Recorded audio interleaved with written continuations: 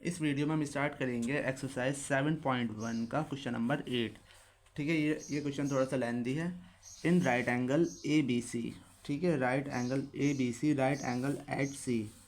ए B C एक right angle है जो एंगल सी पे क्या बना रहा है, राइट एंगल। ठीक है, ए बी सी एक राइट एंगल ट्रायंगल है और राइट एंगल बन रहा है यहाँ पे सी पे। M is the mid point of hypotenuse A B. देखिए ए बी हाइपोटेनियस है, एम जो है इसका मिड पॉइंट है। तो इसका मिड पॉइंट है तो हमें क्या पता चला, यानी कि ए बी इक्वल है आपका एम जो है मिड पॉइंट है तो क्या आपस में इक्वल है, बी एम इक्वल हो जाएगा एम ए के। बी एम इक्वल हो जाएगा आपका एम ए के। आगे क्या कह रहा है, C is joined to M and produced to point D. ठीक है, सी को एम से ज्वाइन करा और उसे आगे तक बढ़ा दिया डी तक। तो इस तरह से डी एम इक्वल हो गया आपका सी एम के। ठीक है, डी एम इक्वल है आपका सी एम के और ये इक्वल है आपका इसके। हाँ, तो हमें प्रूव करना है triangle A M C, concurrent prove करना है ट्रायंगल बी एम डी के। ए एम सी यानी कि इस वाले ट्रायंगल को इक्वल प्रूव करना है इस वाले के।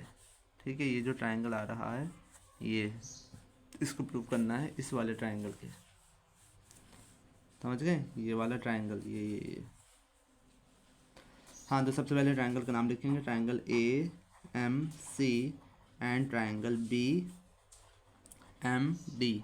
ये दो ट्रायंगल हैं। सबसे पहले ही चीज़ क्या गिवन है, डी एम इक्वल है सी एम के, डी एम इक्वल है आपका सी एम के। ये क्वेश्चन में गिवन है। इसी तरह से बी एम इक्वल है एम ए के। ठीक है, बी एम इक्वल है एम ए के, ये भी क्या है आपका गिवन है।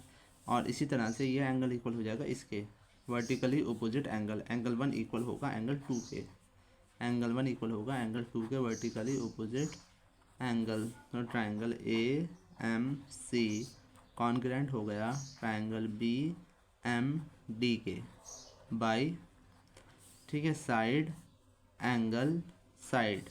ये साइड है, ये एंगल है और साइड है, तो साइड एंगल साइड से आपस में कॉन्ग्रुएंट हो गया। अब करना है इसका बी पार्ट। ठीक है, बी पार्ट में क्या है, बी पार्ट में है आपका कौन कौन सा, angle D B C is a right angle. Angle D B C is a right angle. ठीक है, इसको प्रूव करना है राइट एंगल के। तो ये कैसे प्रूव कर सकते हैं, हमें पता है कि ए सी बी मतलब ये राइट एंगल है। हमें कौन सा प्रूव करना है, डी बी सी, इसको राइट एंगल के इक्वल प्रूव करना है। ठीक है, अगर हमने प्रूव कर दिया कि ये लाइन और ये लाइन क्या है, हमारा पैरेलल है और ये हमारी ट्रांसवर्सल है, तो इन दोनों का सम 180 हो जाएगा। ये 90 है तो ये भी 90 हो जाएगा।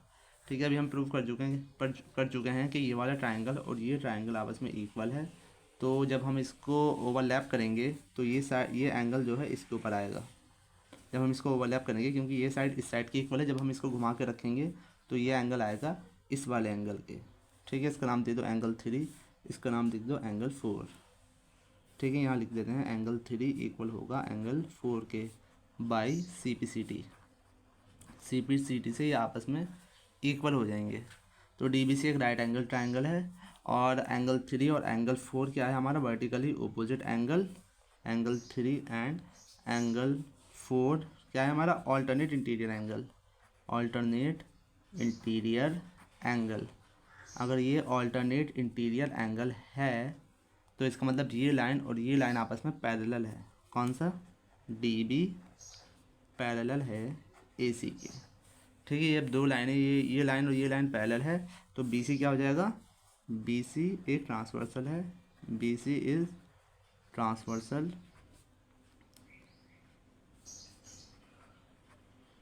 ठीक है, बी सी क्या है हमारा, ट्रांसवर्सल। तो ये एंगल और ये एंगल क्या कहे जाएंगे, को इंटीरियर, क्योंकि इस तरह से जब दो साइड आपस में पैरेलल होती हैं और एक ट्रांसवर्सल होती है तो ये एंगल और ये एंगल, इन दोनों का सम 180 होता है। ये को इंटीरियर एंगल होते हैं या सेम साइड ऑफ ट्रांसवर्सल भी कह सकते हैं। तो angle B plus angle C हो जाएगा आपका 180। इसे कहा जाता है को इंटीरियर एंगल।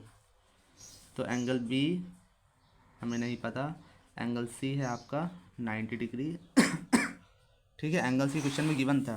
क्वेश्चन में क्या गिवन था, A B C is a right angle triangle, right angle at सी।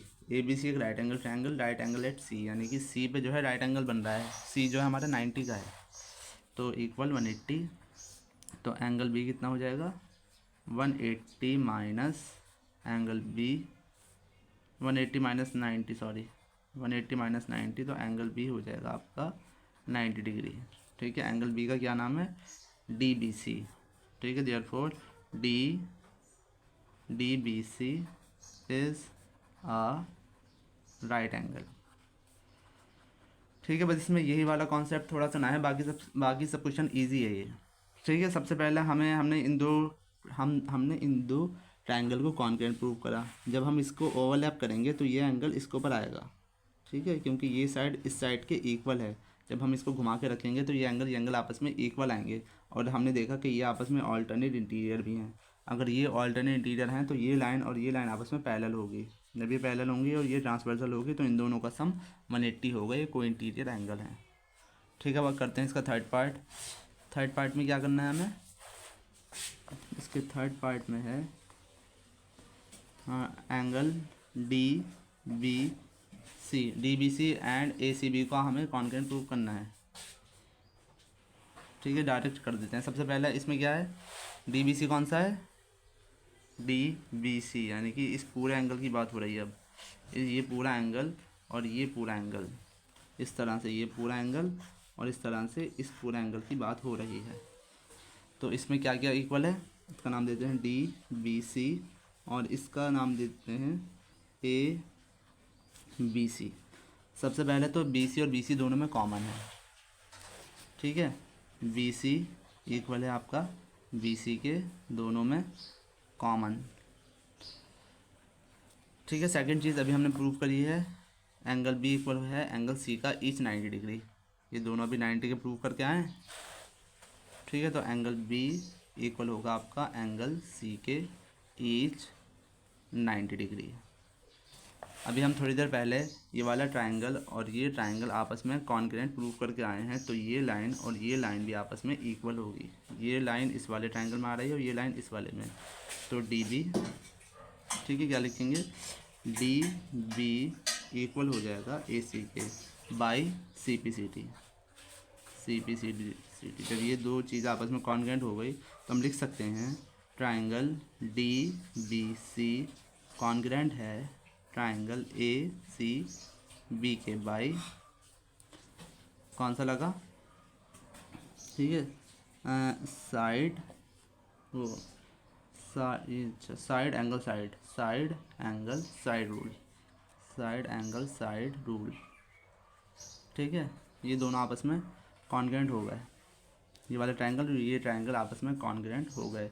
जब ये आपस में कॉन्ग्रुएंट हो गए तो डी बी इक्वल होगा बी सी के by C P C T. क्या लिखेंगे, डी बी इक्वल होगा आपका, सॉरी डी सी, क्या नाम है इसका, डी सी। ये लाइन हम यूँ अभी करना भी, इसका जो नेक्स्ट स्टेप है उसमें आपको काम आएगी। ये कौन सी साइड, डी सी इक्वल होगा ए बी के, डी सी इक्वल हो जाएगा आपका ए बी के by C P C T. ठीक है, बात है इसका फोर्थ पार्ट क्या कह रहा है, फोर्थ पार्ट है इसका सी एम इक्वल है 1/2 ए बी के। सी एम को इक्वल प्रूव करना है हाफ ऑफ ए बी। ठीक है, हमने देखा सी एम कहाँ है, सी एम है आपका ये क्या है आपका सी एम और ये डी एम। हमें क्या पता है, सी एम इक्वल है आपका डी एम के। सी एम और डी एम आपस में इक्वल हैं, ये लाइन और ये लाइन आपस में इक्वल है। और ये दोनों मिलके क्या बना रहे हैं, ये दोनों मिलके बना रहे हैं डी सी। ठीक है, सी डी में कौन कौन से आ रहे हैं, C M plus D M. C M और डी एम मिलके क्या बनाना है हमारा, सी डी। लेकिन हमें क्या पता है, हमें पता है कि सी एम और डी एम आपस में इक्वल हैं, तो सी एम की जगह भी सी एम लिख सकते हैं और डी एम की जगह भी क्या लिख सकते हैं, सी एम। ठीक है, C D equal to C M और सी एम कितना हो जाएगा, 2 सी